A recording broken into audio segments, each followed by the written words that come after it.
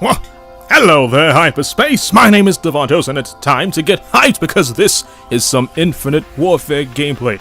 And we can pretty much say that there are some new content thingies that's being added to the Infinite Warfares. Now, we're not too sure what it is exactly, but we can confirm that there are 3 new weapons. And with everything having variants now, I actually think that we might get all these 3 weapons for free, and then the variants in supply drops. Let's talk about this.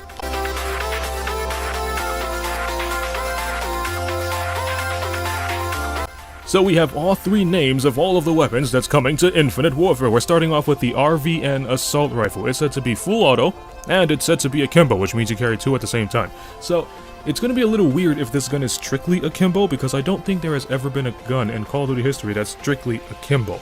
And if this is the case, it's going to have some very interesting variants to work with for a gun that's strictly akimbo. If we move on to pistols, we're going to have the UMD semi-automatic pistol, and it's said to have high power. If that's the case, this pistol might actually be the Magnum of Infinite Warfare. If you actually remember all the CODs in history, we had the weak pistol, the standard pistol, the burst fire pistol, the machine pistol, and the Magnum. Infinite Warfare has all of those pistols except a Magnum. I guess you can kind of say the last pistol in Infinite Warfare is designed like a Magnum, but because it shoots burst fire, we can put it in the same category as the, what was it, RK5 from MW2?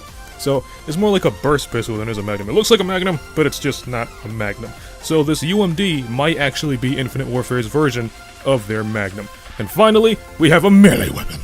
And this melee weapon is a little different. Now, it's an axe. I don't know what kind of axe. It could be like a tomahawk, or it could be like an old lumberjack axe, but for whatever reason, it's going to be an axe. And with that axe, you can obviously chop people with it, as you could with every melee weapon, but you can actually throw the axe. So I'm kind of thinking it's going to look like a tomahawk, but for whatever reason, you can throw the axe and retreat it. I'm guessing when you throw it, you're completely unarmed, and when you pick it back up again, it becomes, well, your melee weapon. And it kind of gets me thinking, when this update comes for these new weapons, are they going to do the same thing with the melee knife that you have? Are you able to throw the knife like a throwing knife and then pick it back up? Because it wouldn't be fair if you can do that with the axe, but you can't really do that with the other weapons.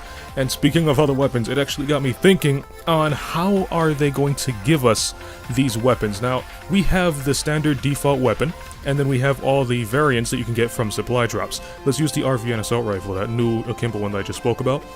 It will be a little interesting if we actually get the default RVN on the update, and then the variants we can get from supply drops. Because I think it would be a little silly if we actually have to get the default RVN from supply drops, and then the other variants from supply drops. I don't know. I'm hoping they give us the default weapons for free, and then, you know, everything else we get from supply drops. So I think it's only fair that way, but we'll see what happens. We know how Call of Duty is. So there's also some more things that's going to come with this update. We're going to have some new costumes for each of your rigs, and we're also going to be given new game modes. One of those game modes was a game mode that was in Black Ops 3. I'm not too sure what it was called, but it was the one that you got to pick up all those dog tags, like 5 dog tags, and then bring them back to your base and get like a truckload of score. They're actually bringing that back, and it's going to be a permanent game mode, I believe.